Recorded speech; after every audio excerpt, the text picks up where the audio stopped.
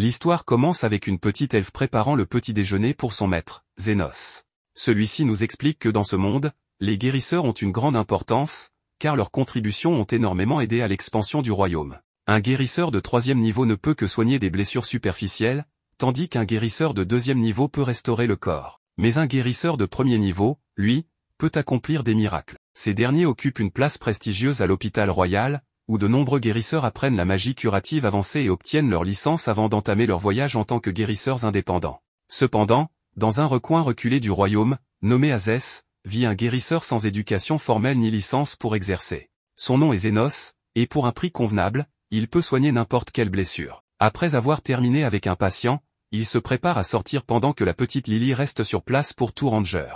Alors qu'elle cuisine, Carmilla fait son apparition, déclarant qu'elle meurt d'envie de goûter à tout ce qu'elle prépare. Son visage est marqué par d'énormes cernes, ce qui pousse Lily à lui dire qu'elle doit faire une cuisine délicieuse, car un jour, elle deviendra sans aucun doute l'épouse de Zénos. Une fois Carmilla partie, Zofia arrive au cabinet à la recherche de Zénos, mais Lily l'informe qu'il n'est pas là. Zofia décide alors de l'attendre. Peu après, une autre femme, Linga, se présente à son tour. Lily lui annonce également l'absence de son maître, et elle décide elle aussi de patienter. Mais lorsqu'elle remarque que Zofia est déjà là, elle regrette immédiatement sa venue. En réalité, Linga voulait lécher Zénos de la tête aux pieds, mais Zofia lui rappelle qu'elle est arrivée en premier, et qu'elle ferait mieux de rentrer chez elle. Les tensions entre elles montent, jusqu'à ce que Lily intervienne pour leur annoncer que Zénos n'appartient qu'à elle. Soudain, une 4e rivale, Lo, fait son apparition. Lily l'arrête net et lui dit que son maître n'est pas là et qu'elle ferait mieux de réparer la porte avant d'entrer. Finalement, toutes décident d'attendre son retour, et pendant que Lily est en cuisine,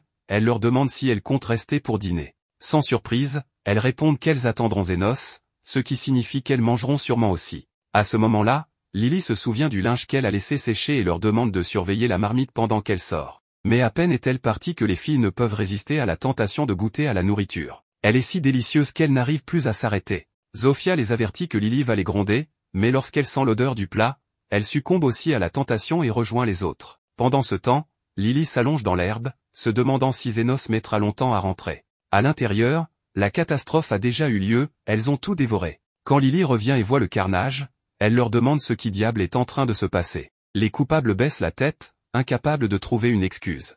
Zofia tente de se justifier en disant qu'elle voulait juste goûter, mais au final, elles avouent toutes leurs fautes. Pourtant, une nouvelle dispute éclate, qui mérite d'être avec Zénos. Lily, exaspérée, leur rappelle que si Zénos les voyait, il serait extrêmement en colère, car il voulait vraiment partager ce repas avec elle. Touchées par ces mots, les filles s'excusent et proposent de l'aider du mieux qu'elles peuvent. Malheureusement, Lily avait utilisé ses derniers ingrédients pour le ragoût, et il n'en reste plus un seul. C'est alors que Carmilla fait son retour, et la pauvre Linga, totalement paniquée, se jette au sol en implorant son pardon. Carmilla, perplexe, se demande bien quoi faire de ces idiotes, tandis que toutes, terrifiées, prient pour leur salut. Lily leur demande alors si elles peuvent aller chercher des ingrédients, et toutes, désespérées, se précipitent à leur recherche. Une fois seule, Carmilla fait remarquer à Lily qu'elle aurait dû les gronder davantage. Mais elle reconnaît que son cœur est trop noble pour cela. À sa place, si quelqu'un avait osé toucher à son alcool ou à sa nourriture, elle les aurait tous maudits sur le champ. Lily, amusée, lui répond qu'elle est peut-être un peu trop douce, mais elle n'est pas certaine de pouvoir terminer le dîner avant le retour de Zénos. Pendant ce temps, Zénos marche dans les rues et aperçoit une femme lapin en difficulté. Un homme aux cheveux longs s'approche d'elle et lui lance, exaspéré, qu'il ne sait pas quoi faire d'elle puisqu'elle disparaît sans arrêt. La jeune femme, affaiblie, lui répond qu'elle a mal au ventre et qu'elle est allée à l'hôpital, mais qu'ils ont refusé de la soigner, car elle n'avait pas d'argent. L'homme la saisit violemment par les cheveux et lui demande si elle croit vraiment qu'un simple mal de ventre peut lui faire gagner du temps. Il l'appelle alors esclave, puis l'entraîne de force avec lui sous les yeux de Zénos. Il la conduit dans un cimetière et la jette sans ménagement sur une tombe, lui disant qu'un endroit aussi misérable est parfait pour une semi-humaine comme elle. Mais soudain, quelque chose d'étrange émerge de la tombe et s'introduit dans son corps. L'homme lui assène alors un violent coup de pied dans le ventre, lui ordonnant d'arrêter de geindre. Voyant qu'elle ne réagit pas, il tourne les talons et lui annonce que si elle veut manger aujourd'hui, elle devra le mériter. Cependant, alors qu'il lui tourne le dos, la femme lapin se relève brutalement et lui tranche le ventre. Pris de panique, l'aristocrate s'enfuit en courant et, apercevant Zénos, lui hurle que son esclave est devenue folle et a essayé de le tuer. La semi-humaine s'approche alors, entourée d'une aura sombre. Zénos interroge l'homme sur ce qu'il faisait exactement, mais ce dernier, terrorisé, balbutie qu'il ne faisait que travailler, et que soudain, son esclave a perdu la raison. La jeune femme attaque, mais Zénos écarte l'homme du danger. Le lâche aristocrate ordonne alors à Zénos de l'éliminer, mais celui-ci lui répond calmement qu'il n'est pas un assassin. Il esquive aisément tous les assauts, tout en observant la rapidité de la semi-humaine. Aucun semi-humain ne devrait être capable de se mouvoir ainsi. Elle tente de lui porter un coup, mais Zénos érige une barrière magique et l'envoie valser. Malheureusement, elle percute un bâtiment qui s'effondre directement sur le noble. Zénos s'approche de la jeune femme et réalise qu'elle est possédée. Il pense qu'on récolte toujours ce que l'on sème, mais être possédé pendant la récolte, c'est inhabituel. Il utilise alors sa magie curative, expulsant l'esprit maléfique tout en soignant en même temps la jeune femme. Il s'interroge, comment a-t-elle pu être possédée en plein travail? Puis, il se charge de détruire totalement l'esprit qui est sorti de la fille. L'aristocrate, miraculeusement encore en vie, assiste à la scène avec effroi. Il voit Zénos guérir une jambe brisée en une fraction de seconde et réalise qu'il a affaire à un guérisseur d'un tout autre niveau. Il lui supplie alors de le soigner, mais Zénos lui répond qu'il a terminé sa journée de travail et qu'il devra revenir demain. Le noble, paniqué, rétorque que s'il attend, il risque de mourir. Zénos lui annonce alors que, puisqu'il s'agit d'une urgence en dehors des horaires, cela lui coûtera bien plus cher. Pris de court, le noble lui jette un sac rempli de pièces d'or. Mais Zénos, impassible, lui répond que ce n'est pas suffisant. Zénos informe que le prix est bien supérieur à celui du marché, ou bien suppose-t-il qu'il essaie de l'extorquer? Cela fait sourire Zénos, qui lui annonce qu'il est un guérisseur clandestin et ne possède donc pas de licence.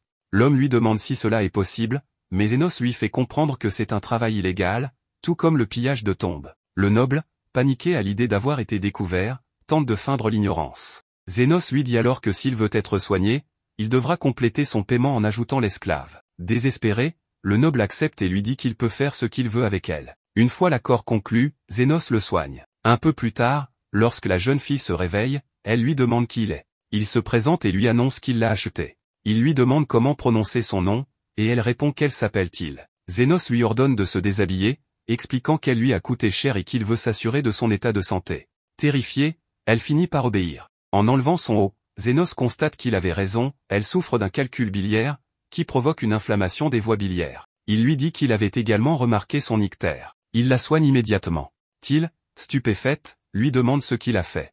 Zénos lui explique qu'il a simplement ouvert son corps, retiré le calcul et refermé la plaie. Till est impressionné, n'ayant jamais vu un guérisseur capable d'une telle prouesse, d'autant plus qu'elle ne garde aucune cicatrice. Zénos réplique que tout guérisseur ferait cela. Till le remercie, mais il refuse ses remerciements, précisant qu'il veut une compensation. Elle lui dit qu'il peut lui demander ce qu'il veut, car elle est son esclave. Il lui montre un carnet et lui demande si elle sait où se trouve une certaine plante. Elle répond que oui. Changement de scène, elle l'emmène sur le lieu où poussent les plantes en question. Zénos la remercie, et Till est surprise de recevoir des remerciements pour quelque chose d'aussi simple. Elle lui demande si elle doit faire autre chose, mais Zénos lui dit qu'elle a rempli son rôle. Cependant, Till se sent toujours redevable. Zénos lui répond qu'il demande toujours un prix juste pour son travail, et qu'elle a déjà fait le sien. Pourtant, elle reste insatisfaite. Zénos finit alors par rompre le contrat et lui annonce qu'elle est libre, que sa vie lui appartient désormais. Till ne sait pas quoi faire, n'ayant connu que l'esclavage. Elle lui dit qu'elle vivra pour le découvrir. Cela convient à Zénos, qui lui fait savoir que ce guérisseur clandestin sera là pour la soigner si besoin, mais que ce ne sera pas gratuit. Le soir, en rentrant chez lui, Lily, un peu gênée, lui annonce que le dîner n'est pas encore prêt. C'est alors que les filles arrivent avec tous les ingrédients. Zénos leur demande ce qu'elles font là, mais Ophia le supplie de ne rien dire. Lily se met à préparer un bon repas. Dans le laboratoire, Camilla lui fait remarquer qu'il semble lui être arrivé quelque chose d'intéressant aujourd'hui, lui demandant si c'est à cause de la fille qu'il a rencontrée. De son côté, Lily annonce qu'avec autant d'ingrédients, elle va préparer un véritable festin. Mais avant cela, elle lui préparera un thé pour qu'il puisse attendre tranquillement. Zénos se souvient de l'époque où il était membre du respecté Phénix Doré, qui était devenu l'un des groupes d'aventuriers les plus puissants de tout le royaume. Un jour, le chef du groupe, nommé Aston, annonce à Zénos qu'ils ne veulent plus d'un roturier pauvre venant des bas-fonds dans leur équipe. Il lui donne une pièce d'or comme indemnité de départ. Il affirme que Zénos ne vaut rien de toute façon, et qu'ils se porteront bien mieux sans lui. Zénos ne comprend pas, car il est un guérisseur très puissant qui les aide depuis la formation du groupe. Mais Aston se moque de lui, disant que ce n'est qu'un idiot autodidacte sans licence officielle de guérisseur, donc totalement inutile. Zénos le regarde et dit qu'il pensait qu'ils étaient amis. Aston rit au nez de Zénos avec ses compagnons, le tournant en ridicule et affirmant qu'il n'était qu'un bouclier de chair pour eux, rien de plus. Aston ajoute qu'étant désormais le groupe le plus fort du royaume, ils sont presque des célébrités, et qu'avoir un roturier venant des bidonvilles dans une équipe composée de nobles aristocrates, ça ne le fait pas. Il affirme que la pièce d'or devrait suffire pour qu'il parte n'importe où et qu'il ne doit jamais dire à qui que ce soit qu'il faisait partie de leur groupe. Zénos comprend que cet argent est en réalité destiné à acheter son silence. Il se lève et quitte la pièce, se demandant ce qu'il va bien pouvoir faire de sa vie maintenant. Alors qu'il marche sans but, il entend soudain le bruit de quelqu'un en difficulté et va voir ce qu'il se passe. Il découvre un homme et une femme en train d'essayer de maîtriser une elfe esclave, pour la vendre à un noble répugnant. L'elfe tente de se défendre et de s'enfuir, forçant l'homme à lui tirer une flèche dans la jambe. Il s'approche d'elle et la saisit par le col, mais l'elfe se débat avec fougue et mord la main de son agresseur, ce qui le rend encore plus furieux. L'homme sort alors une dague et la poignarde dans le ventre, ce qui énerve la femme, qui lui dit qu'il est stupide d'avoir abîmé leurs marchandises.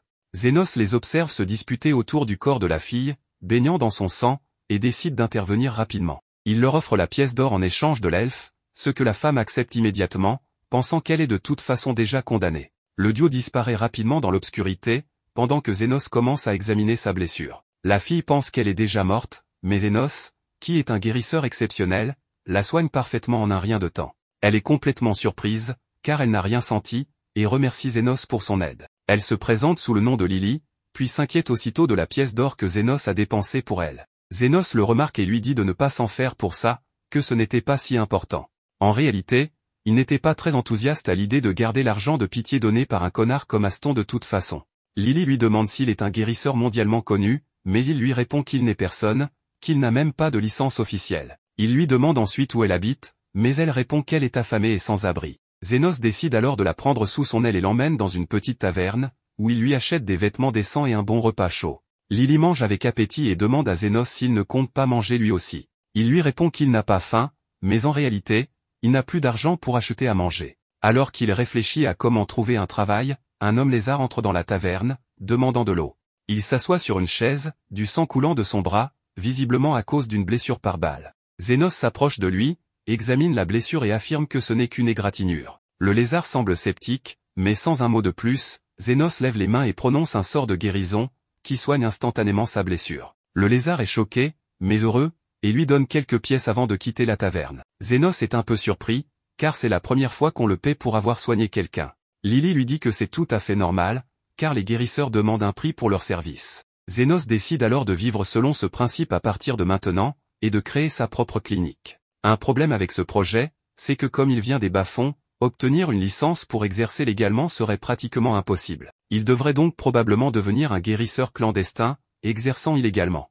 Lily semble très heureuse de cette décision et lui promet de l'aider toute sa vie. Zénos n'a pas vraiment envie d'impliquer une jeune fille dans une activité illégale, mais comme il ne peut pas laisser Lily seule, il décide de la garder avec lui pour le moment. Il l'emmène dans une partie abandonnée de la ville, où la plupart des maisons sont détruites et où il n'y a pas âme qui vive. Lily lui demande pourquoi ils sont dans un endroit aussi délabré, et Zénos lui répond qu'ils doivent rester éloignés du centre-ville pour ne pas attirer l'attention. Il explique qu'il cherche une maison encore debout pour en faire son foyer, et finit par en repérer une qui n'est pas trop mal. Il commence à inspecter toute la maison, même si elle semble en assez mauvais état. Zénos est simplement heureux d'avoir un toit au-dessus de sa tête, lui qui a passé la majeure partie de sa vie à dormir à la belle étoile pendant qu'il était avec son ancienne équipe. Lily utilise sa magie de lumière pour éclairer les lieux pendant que Zénos vérifie tout, jusqu'à ce qu'il tombe soudainement sur un spectre, qui n'est autre que Carmilla elle-même. Lily se cache derrière Zénos, pensant que c'est la fin, car les spectres sont les morts vivants les plus puissants, réputés pour leur toucher de mort. Carmilla sourit en voyant de la chair fraîche pénétrer dans son palais et décide de les attaquer, mais Zénos lance calmement un sort de guérison, ce qui fait disparaître ses bras. Elle est choquée qu'un humain puisse riposter, tandis que Lily le regarde, stupéfaite, et lui demande comment il peut se battre contre un spectre. Zénos semble confus et répond qu'il ne voit pas ce qu'il y a de si impressionnant, car il en a déjà combattu des centaines. On apprend alors qu'Aston, pour se divertir, envoyait Zénos dans les donjons les plus profonds, où il était forcé de faire face à des spectres. Mais Zénos a fini par comprendre qu'elles étaient en réalité vulnérables à sa magie de guérison. Revenant au présent, Zénos s'excuse auprès de Carmilla, affirmant qu'il veut juste rester ici et qu'il fera en sorte de ne pas la déranger. La spectre décide d'attaquer de nouveau, mais Zénos la repousse facilement. Carmilla est furieuse, elle, la reine des spectres, que personne n'a jamais osé défier. Elle lève les bras et invoque une petite armée de spectres pour l'éliminer, mais le guérisseur clandestin est bien trop fort pour elle. Il lance un sort de grande guérison qui élimine immédiatement tous les spectres de bas niveau, ne laissant que Carmilla. Zénos s'excuse encore d'avoir fait irruption ainsi et lui demande s'il peut au moins avoir une pièce pour y ouvrir sa clinique. Carmilla, réalisant que cet humain est différent, accepte de partager l'espace, mais précise que le deuxième étage est son quartier privé, avant de disparaître. Quelques jours passent, et la pièce commence peu à peu à ressembler à une vraie clinique, alors qu'ils effectuent les derniers ajustements. Lily demande s'ils devraient faire de la publicité, mais Zénos affirme qu'ils n'ont rien à faire. C'est alors que la porte s'ouvre, et que le lézard entre à nouveau. Il se présente comme Zonde et dit à Zénos qu'il a amené sa sœur avec lui. Celle-ci regarde Zénos et lui demande s'il peut s'occuper de sa blessure au bras. Zénos réalise alors qu'elle a été touchée par une balle magique empoisonnée, et que son bras est entièrement infecté. Il affirme qu'il faudra l'amputer, car il est déjà mort. La femme lui demande combien cela coûterait, et Zénos annonce un prix de 1 million de won. Zonde est outré par ce tarif, bien au-dessus du prix du marché pour une simple amputation.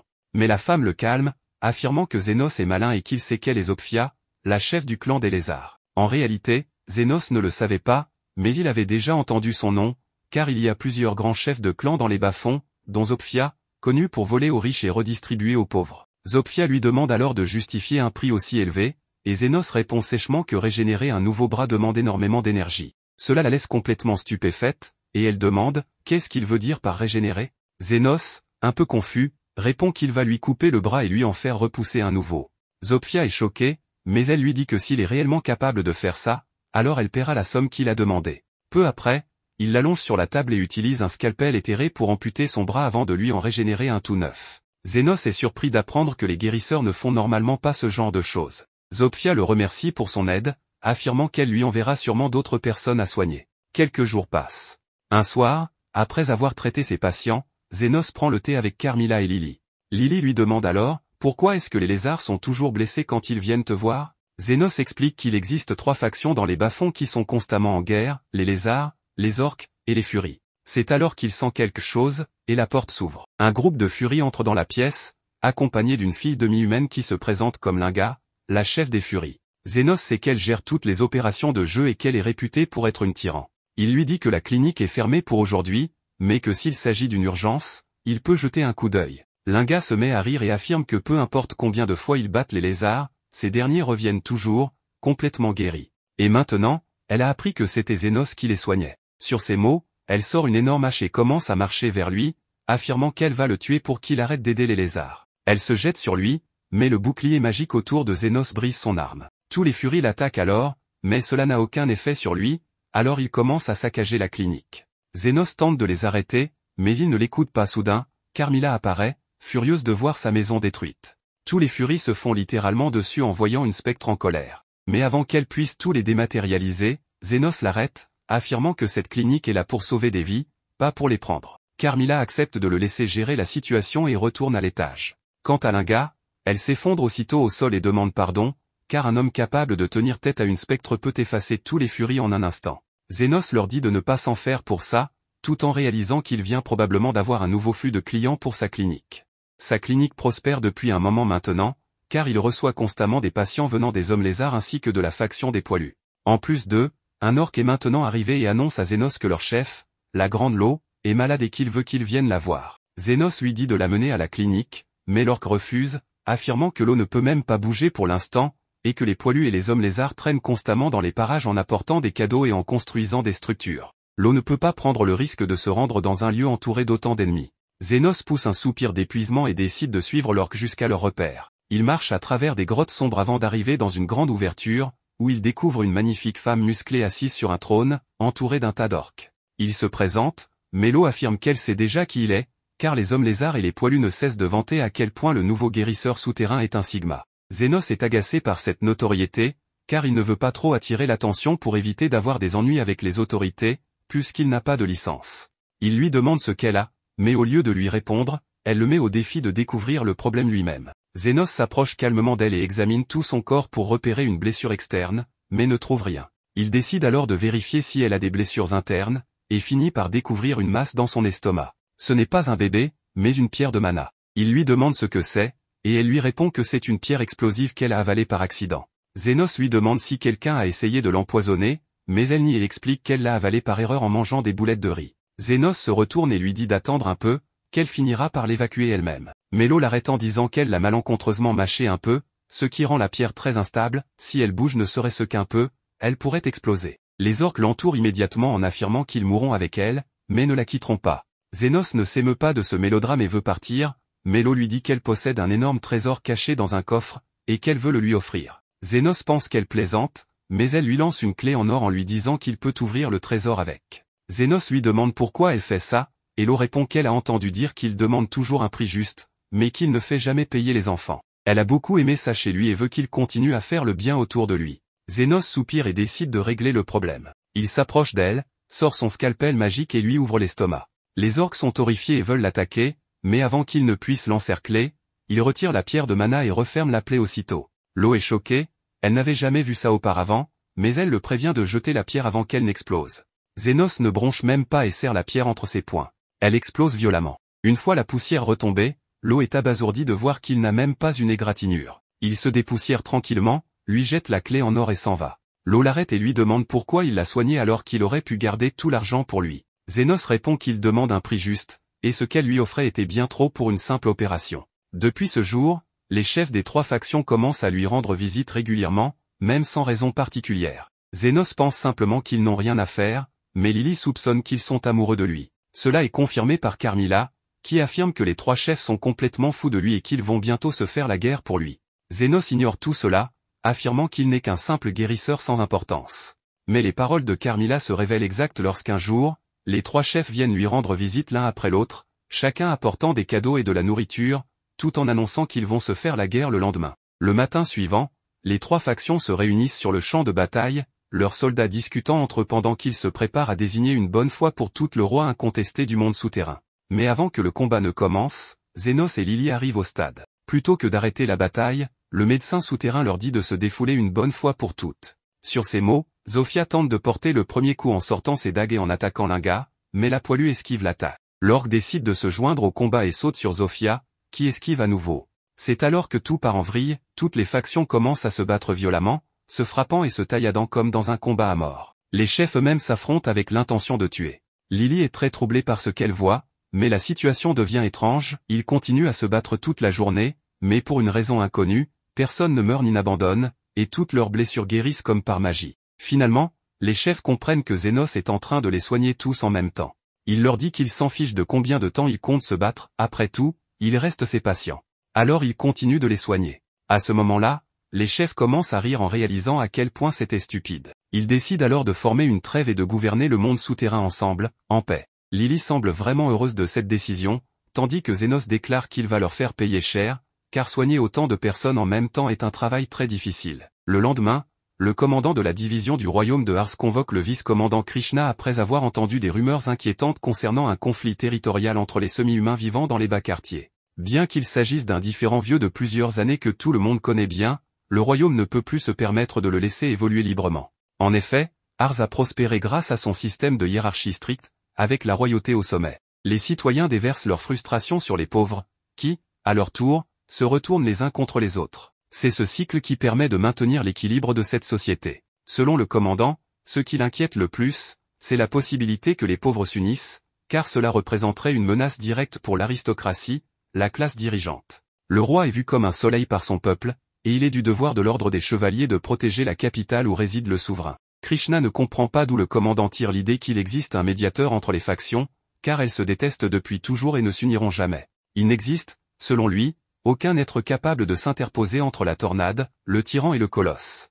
Le commandant est d'accord avec lui, mais cela contredit les rumeurs qu'il a entendues. Apparemment, un véritable médiateur serait apparu au sein des gangs, parvenant à apaiser le conflit entre les 3 groupes, au point de faire planer la menace d'une possible alliance. Que cela soit une simple histoire mal racontée ou non, l'armée ne peut pas se permettre d'ignorer cette information. C'est donc la mission de Krishna, la rose de fer, d'arrêter ce rebelle qui menace d'unir les pauvres contre la classe dirigeante. Quelques jours passent, lorsque Zofia et son frère rendent visite à la clinique de Zénos une fois de plus pour se faire soigner. Linga et Lo sont également là, en train de se détendre, pendant que Zénos demande à Zofia comment elle s'est blessée cette fois. Zofia affirme qu'elle est une voleuse qui cible les nobles très riches pour leur voler de l'argent, qu'elle redistribue ensuite aux pauvres des quartiers défavorisés. Et hier, pendant une de ses actions, elle s'est retrouvée face aux gardes royaux et a été blessée. Son frère affirme que son cas est différent, une femme folle surnommée la Rose de Fer l'a attrapée en pleine rue et a commencé à lui tirer dessus comme une vraie folle. Carmilla sourit et dit à Zénos qu'elle a le sentiment que cette fameuse Rose de Fer va bientôt lui rendre visite, car il a réussi à unir les 3 factions en guerre pour la première fois depuis des années, et ça pourrait représenter une menace pour les nobles. Zénos dit qu'il ne veut pas s'occuper de tout ça et s'assoit pour manger le festin que Lily a préparé pour eux tous. Mais les paroles de Carmilla s'avèrent vraies, car la femme connue sous le nom de la Rose de Fer est déjà entrée dans les quartiers pauvres, Choqués de voir la paix régner, les furies jouent aux cartes avec les hommes lézards, tandis que les ors et les furies plaisantent et rient ensemble. Elle aperçoit un homme lézard assis tranquillement en train de boire une bière, alors elle s'approche de lui en disant que ça fait longtemps qu'elle n'est pas venue dans les bas quartiers, et que les choses semblent avoir beaucoup changé. L'homme lézard la regarde et dit que maintenant qu'ils se connaissent tous, ils ont réalisé qu'ils étaient pareils, donc il n'y a plus de raison de se battre. La femme lui demande qui est le médiateur qui a mis fin à la guerre, mais l'homme lézard répond que le médiateur préfère rester discret, donc il ne dira pas son nom. À ces mots, la femme folle l'attrape par le col et lui enfonce son arme dans le ventre, le menaçant de tirer. Mais il refuse toujours de révéler l'identité de Zénos et parvient à crier à l'aide. Heureusement, Zofia et son frère passaient par là, ce qui force la femme à s'enfuir. Mais elle remarque que les blessures aux mains de Zofia semblent déjà guéries. Elle traverse la ville et finit par tomber sur la clinique de Zénos tard dans la nuit. Elle entre dans la pièce en lui demandant des indications pour rejoindre la ville, mais au moment où il essaie de l'aider, elle sort immédiatement son arme et tire une grenade fumigène sur lui, tandis que Lily regarde la scène, horrifiée, se demandant ce qui va se passer maintenant. Krishna mentionne qu'elle ne s'attendait pas à tomber sur une autre cible dans un endroit pareil, en parlant de Lily. Celle-ci tente de s'approcher de Zénos, inquiète pour lui, mais une nuée toxique l'en empêche. Krishna explique alors qu'elle travaille sur une affaire bien plus importante, une enquête sur des enlèvements d'enfants. Étant donné que Lily est une elfe et Zénos un humain, elle conclut qu'ils ne peuvent pas être de la même famille. Elle se réjouit donc de l'avoir retrouvé, et souligne que c'était très malin de sa part de s'installer dans un endroit aussi reculé. Lily lui répond qu'elle se trompe, car Zénos l'a recueillie après l'avoir sauvée ici même. Krishna réalise alors qu'elle s'est précipitée dans son jugement et s'excuse. Elle explique que ce qu'elle a lancé était un projectile conçu pour neutraliser des suspects. Bien qu'il ne soit pas mortel, il peut mettre un certain temps à se dissiper. Elle affirme être perfectionniste dans son travail, mais admet que son impulsivité est son principal défaut. Zénos lui rappelle pourtant qu'elle avait affirmé auparavant que son seul défaut était son mauvais sens de l'orientation, prouvant ainsi qu'il se porte bien. Krishna s'excuse à nouveau, soulagée, mais curieuse de savoir comment il a pu se protéger. Zénos explique qu'il a utilisé un peu de magie défensive. Krishna s'étonne, car sa magie ne devrait pas pouvoir être bloquée par ce type de protection, mais Zénos insiste, ce n'était que de la magie défensive classique. Krishna s'approche pour l'inspecter de plus près et constate qu'il n'a aucune blessure, ce qui ne fait qu'alimenter son trouble. Elle admet qu'il s'est passé plusieurs choses inexplicables aujourd'hui. Zénos, de son côté, résume l'inexplicable à s'être fait tirer dessus par une inconnue à cause d'un malentendu. Elle lui demande alors s'il est un grand mage, entièrement dévoué à la magie défensive depuis l'enfance, à tel point qu'il aurait mérité un surnom glorieux. Il nie et critique le mauvais goût de ses surnoms. Krishna répond que son défaut est d'être nul pour nommer les choses, elle en est à 3 échecs déjà. Elle ajoute que c'est la seule explication logique à sa défense, après tout, personne ne peut tromper la vice-générale Krishna de l'ordre royal des chevaliers. En apprenant son identité, Zénos et Lily échangent un regard surpris. Krishna demande alors à Zénos de l'aider dans son enquête. Pendant ce temps, Carmilla, invisible dans les airs, observe la scène et retient un fou rire devant la situation embarrassante. Zénos, soulagé d'avoir installé un sort de protection pour éviter les intrusions, espère qu'aucun autre invité ne viendra pendant que Krishna est là. Assise à une table, Krishna lui révèle qu'elle est ici pour une mission secrète, retrouver et capturer un individu. Zénos est surpris qu'elle partage cette information aussi librement, mais elle précise que c'est pour faciliter leur coopération. Il lui rappelle qu'il n'a pas encore accepté de l'aider, mais Krishna lui répond que tout citoyen a le devoir de coopérer avec l'ordre. Lorsqu'il lui demande qui elle recherche, elle répond qu'il s'agit du médiateur, celui qui a mis fin au conflit entre les factions. Zénos, surpris, recrache son thé, mais fait comme si de rien n'était, bien qu'il sente la présence silencieuse de Carmilla dans son dos. Krishna explique qu'en tant que membre de l'ordre, elle ne peut ignorer l'existence d'une personne possédant un tel pouvoir. Même sous la menace, les semi-humains n'ont rien voulu dire, ce qui la pousse à croire que le médiateur a un don pour manipuler les autres, peut-être même qu'il est un serviteur du démon. Zénos tente de défendre le médiateur, disant qu'il veut sûrement juste rester discret. Il précise aussi qu'il ne sait pas qui il est. Krishna lui rétorque qu'une personne capable d'unir des factions ennemies pourrait, à long terme, représenter un danger pour la nation. Cette fois, c'est Lily qui prend la défense du médiateur, selon elle, il ne veut qu'une chose, que les gens puissent guérir leurs blessures. Krishna lui demande si elle le connaît. Gênée, Lily nie, mais son malaise trahit qu'elle ment très mal. Malgré tout, Krishna, un peu crédule, se convainc qu'ils ne savent rien. Zénos lui suggère alors qu'il serait temps qu'elle reparte, et propose de la guider jusqu'à la ville. Mais juste avant de partir, Krishna remarque qu'il y a un lit en bas. Elle demande pourquoi. Zénos improvise une excuse, c'est un lit de rechange qu'il comptait jeter. Krishna lui demande alors si elle peut y dormir, n'ayant pas encore trouvé de base d'opération. Comme l'endroit est proche des faubourgs, il est parfait pour ne pas attirer l'attention. Elle ajoute qu'elle le paiera pour ça. Ne pouvant refuser, Zénos accepte. Et ainsi, Les trois se retrouvent à prendre le thé ensemble. Sauf que cette fois, l'attitude de Lily a bien changé. Elle n'est plus aussi accueillante, une autre femme vient d'emménager, et ce n'est pas pour lui plaire. Krishna ne remarque rien et se contente de souffrir en silence à cause de la chaleur de son thé. Sa seule faiblesse, affirme-t-elle, est sa sensibilité aux aliments chauds, car, selon elle, une véritable chevalière ne peut avoir qu'un seul défaut. Zénos, de son côté, la contredit en disant qu'elle en a pourtant bien d'autres, mais elle insiste, elle se doit d'être irréprochable. À ce moment-là, Lily fait une moue boudeuse, puis sans prévenir, vient s'asseoir sur les genoux de Zénos en lui demandant des câlins. Un peu confus, il s'exécute sans comprendre ses véritables intentions. Lily en profite pour lancer un regard triomphant à Krishna, qui reste impassible, concentré sur son thé brûlant.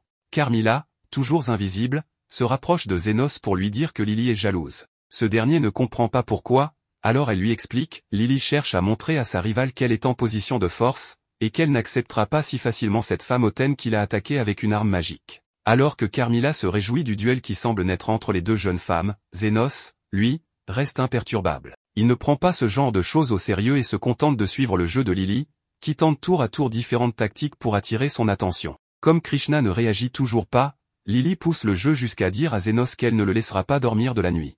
Mais à peine a-t-elle prononcé ces mots qu'elle s'endort profondément. Zénos la porte jusqu'à son lit, puis retourne discuter avec Krishna. Cette dernière se souvient alors que Lily avait mentionné appartenir à une caravane de marchands d'esclaves. Elle demande à Zénos s'il se souvient du nom de l'ancien maître de Lily.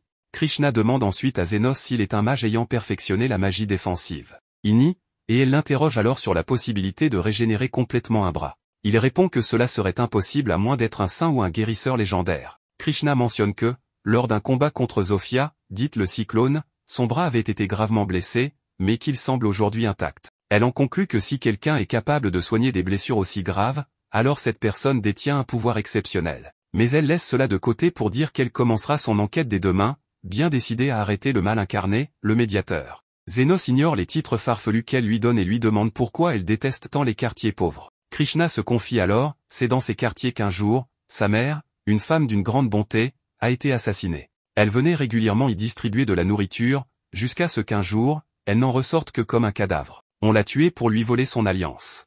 Elle avait sauvé tant de vies, mais personne n'a pu sauver la sienne. C'est cette tragédie qui a poussé Krishna à devenir une héroïne. Elle a atteint l'excellence très jeune et est devenue la plus jeune vice-générale de l'histoire. On la surnomme la Rose de Fer en raison de sa volonté inébranlable, et aussi parce qu'elle n'a plus jamais souri depuis la mort de sa mère, son visage est devenu comme un masque de fer. Le lendemain, Zénos accueille Zofia avec calme, bien qu'il se rappelle que Krishna lui a promis de revenir le soir même. Carmilla lui conseille de ne pas trop se préoccuper de cette histoire, arguant qu'en 3 siècles, elle a vu toutes les directions qu'une vie peut prendre. Ces paroles apaisent Zénos, qui la remercie. Un peu plus tard, il dit vouloir faire une pause, mais Zofia tente d'en apprendre plus sur cette mystérieuse chevalière. Avant qu'il puisse répondre, Krishna entre par la porte. En un instant, elle et Zofia se toisent, prête à en découdre. Lily, paniquée, tente de désamorcer la situation en disant que Zofia s'est perdue. Krishna en conclut qu'elle a sûrement un mauvais sens de l'orientation, ce qui est ironique, venant d'elle. Zofia confirme, mais Krishna commence alors à l'interroger sur son bras. Sans même attendre de réponse, elle déduit que c'est l'œuvre du médiateur, ce même homme qu'elle accuse de réunir des criminels et de menacer la paix publique. Zofia rétorque qu'il y a des criminels dans toutes les couches sociales. Même l'ordre, chargé d'enquêter sur l'enlèvement d'enfants, est dirigé par un aristocrate. Les quartiers pauvres ne sont qu'un camouflage, c'est là que tout le monde opère pour passer inaperçu. Elle n'est donc pas surprise que Krishna ne la croie pas. Krishna, visiblement étonné, confesse qu'elle n'avait jamais entendu parler de tout cela. Elle demande alors à Zofia qui elle pense être le véritable chef. Sans hésiter, Zofia répond, Kalandor. Krishna éclate de rire, pour elle, c'est absurde. Kalandor est un philanthrope, un homme connu pour offrir une éducation gratuite aux orphelins. Le voir comme un criminel lui paraît impensable. Mais Zofia, toujours calme, lui répond qu'elle est bien trop naïve et facilement dupée. Elle reproche à Krishna de ne s'attarder que sur les apparences, contrairement au médiateur, qui n'a jamais jugé personne selon son statut ou son apparence. Il n'a toujours fait qu'aider ceux qui avaient besoin d'aide. Et même si ça lui coûte de l'admettre, Zofia sait qu'il serait prêt à sauver Krishna elle aussi, si jamais elle était en danger. Elle critique ensuite la vision biaisée de Krishna, qui ne voit que le mal dans les quartiers pauvres, au point que sa notion de justice en devient une mauvaise blague. C'est à ce moment-là que Zénos comprend que la situation va dégénérer et s'interpose. Il refuse la demande de Krishna de s'écarter, car Zofia est l'une de ses patientes. Sans donner plus d'explications, il lui révèle alors la vérité, il est le médiateur. Krishna refuse d'y croire. Le médiateur qu'elle cherche est censé être un expert en magie curative, alors que Zénos est connu pour la magie défensive, maîtriser les deux serait tout simplement impossible. Mais Zénos lui explique qu'il n'est expert en rien. Il ajoute que les deux types de magie visent à améliorer les capacités naturelles du corps, et qu'elles ne sont pas si différentes que ça. Un raisonnement qu'elle n'avait jamais entendu dans ses cours, mais qui, malgré tout, la fait réfléchir. Elle finit par admettre que Zénos est bien du côté des semi-humains, et qu'il est le médiateur. C'est justement pour cette raison qu'elle décide de partir s'installer ailleurs. Zénos tente de la retenir, mais elle s'en va sans se retourner. Lily remarque alors que Krishna ne s'est pas dirigé vers les quartiers pauvres, mais dans la direction opposée. En réalité, Krishna ne s'est pas perdu, elle va directement confronter Lord Callandor. Elle arrive à sa résidence et lui explique vouloir renforcer la sécurité dans la région. Pour cela, elle souhaite inspecter sa demeure. Callandor accepte sans résistance. Pendant l'inspection, Krishna garde en tête ce que Zofia lui a dit à propos de lui. Mais plus le temps passe, plus elle se dit qu'elle est probablement en train de perdre son temps. Avant de partir, elle demande à utiliser les toilettes. En chemin, elle réfléchit à certains détails qu'elle a observés. Callandor fait partie de la noblesse moyenne, et pourtant, sa résidence est anormalement sécurisée.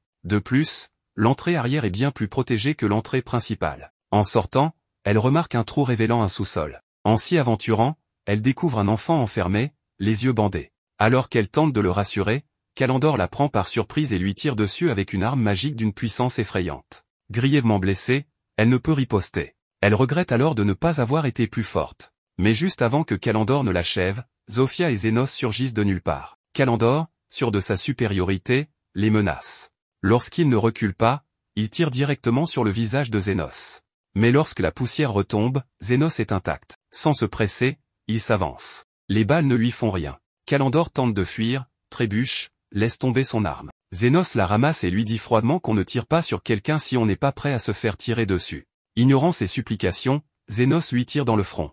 Il rassure ensuite Krishna, Callandor n'est pas mort, car l'arme était équipée d'un limiteur. Il se penche alors vers Krishna pour examiner ses blessures, elle a perdu son bras gauche, une partie de son torse et plusieurs organes. Tandis qu'il commence à la soigner, il lui demande de ne pas paniquer quand elle verra la facture. Mais Krishna, elle, commence à le voir autrement, comme un héros.